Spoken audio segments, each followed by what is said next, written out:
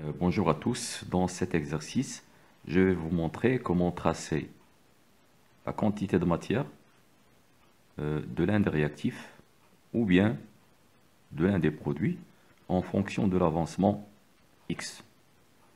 C'est ça l'intérêt de cet exercice. Pour cela, j'ai choisi une réaction qui est très simple, c'est la combustion du carbone dans l'oxygène de l'air. Et on commence par la première question. Écrire l'équation de la réaction. Donc l'équation de la réaction, petit 1, carbone plus oxygène, qui donne CO2. C'est une réaction très simple, le carbone est un solide, O2, gaz, et dégagement de dioxyde de carbone, gaz. La deuxième question, dresser le tableau d'avancement. Donc deux tableaux d'avancement.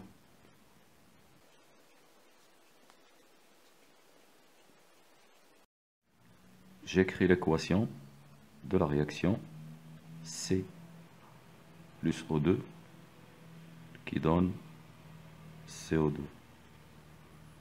L'avancement à l'état initial c'est 0. En cours ou bien dans l'état intermédiaire c'est X. Et dans l'état final c'est X max. Les quantités de matière initiale d'après l'exercice. La quantité de matière du carbone c'est 0,5 mol. Les quantités de matière sont données en mol. La quantité de matière de O2 est 2 mol. Et à l'état initial, la quantité de matière de CO2 est 0. Donc là, on a 0,5 moins X. 2 moins X. X. L'état final, 0,5 moins X max. 2 moins X max. X max. La troisième question, soit X l'avancement de la réaction, déterminer en fonction de X la quantité de matière du carbone présent et la quantité de matière de O2 présent, de dioxygène présent. On répond à cette question à partir du tableau d'avancement. La quantité de matière du carbone, c'est 0,5 X. La quantité de matière de O2, c'est 2 moins X. J'écris donc, troisièmement, quantité de matière du carbone est égale à 0,5 moins X. Quantité de matière de O2 égale 2 moins X. La quatrième question, déterminer par calcul le réactif limitant et l'avancement maximal.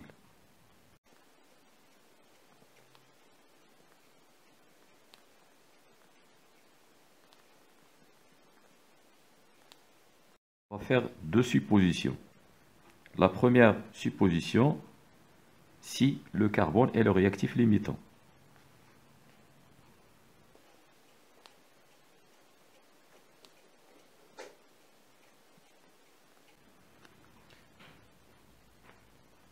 Dans ce cas, 0,5 moins X max égale à 0, ce qui signifie que X max est égal à 0,5 mol. La deuxième supposition, si O2 est le réactif limitant.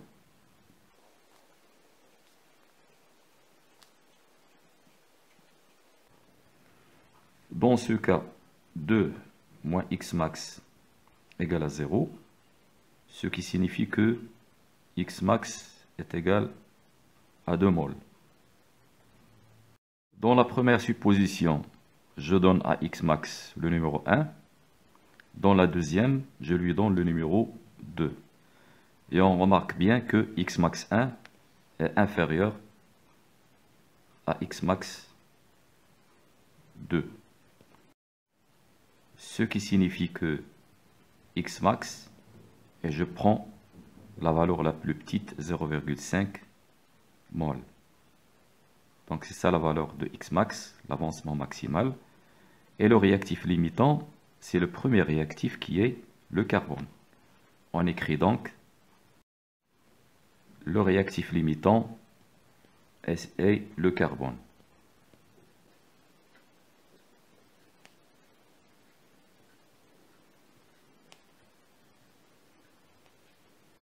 La cinquième question représentait dans le même système d'axes les variations de quantité de matière de carbone et quantité de matière d'oxygène en fonction de x.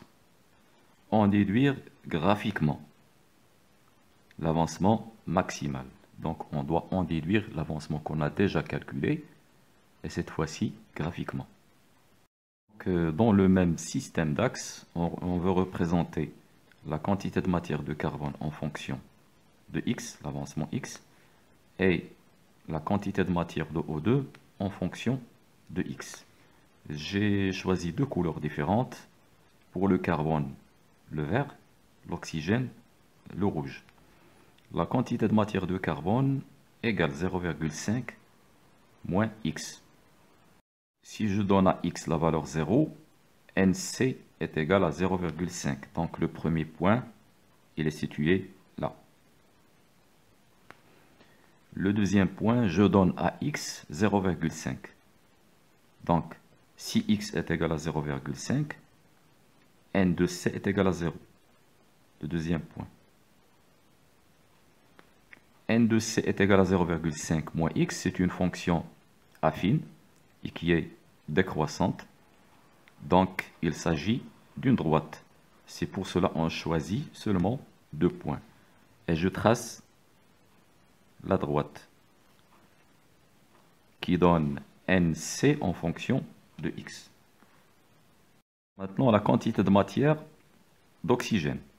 En fonction de x, j'utilise la deuxième équation. Pour x égale 0, N de O2 est égal à 2. Le premier point. Je représente le premier point. Pour x égale à 0, pour x égale à 2, 2 moins 2 égale à 0. Donc le deuxième point, il est là. C'est le point x égale à 2 et N de O2 égale à 0. Donc, on a deux points. C'est une fonction affine. La représentation, c'est une droite. On représente la droite avec un trait continu jusque-là, puis des pointillés. Et je vais vous dire pourquoi. La valeur de l'avancement maximal qu'on a calculé, c'est x max qui est égal à 0,5 mol. Donc la valeur de x ne va pas dépasser x max qui est égal à 0,5. C'est pour cela que j'ai représenté la quantité de matière de O2 avec un trait jusqu'à cette limite, puis j'ai continué avec des pointillés. Dans cette cinquième question, on nous demande d'en déduire graphiquement l'avancement maximal. Eh bien, l'avancement maximal, c'est la valeur de x pour laquelle la première quantité de matière s'annule. Et dans notre cas, la première quantité de matière qui s'annule, c'est NC. Elle s'annule quand la valeur de x est égale à 0,5. Donc 0,5, c'est l'avancement maximal. La sixième et dernière question, donnez la composition du système à l'état final. Dans cette question, on peut répondre soit graphiquement ou bien par calcul. La quantité de matière de O2 décroît et s'arrête dans la valeur 1,5 mol. Donc la composition du mélange à la fin de la réaction, donc la quantité de matière finale du carbone est égale à 0. Et la quantité de matière de O2, quantité de matière finale, est égale à 1,5 mol. Ce qu'on peut trouver en utilisant les deux équations. On peut répondre à la sixième question par calcul. Quantité de matière de carbone finale égale 0,5 moins x max égale 0,5 moins 0,5, qui est égal à 0. Quantité de matière d'oxygène finale égale 2 moins X max égale 2 moins 0,5 égale 1,5 mol. Donc on retrouve ce qu'on a déjà déterminé graphiquement. Sur cet exercice, je peux ajouter une question supplémentaire à propos du produit CO2. La quantité de matière de CO2 en fonction de X. D'après le tableau d'avancement, c'est X. Pour représenter la variation de NCO2 en fonction de X, pour X est égal à 0, c'est 0. Pour X est égal à 0,5 par exemple, on a 0,5. Et je trace un CO2 en fonction de X. J'ajoute sur l'axe NCO2. Je peux ajouter aussi la composition, à la composition du mélange réactionnel final, la quantité de matière de CO2 finale est égale à X max qui est égal à 0,5 mol.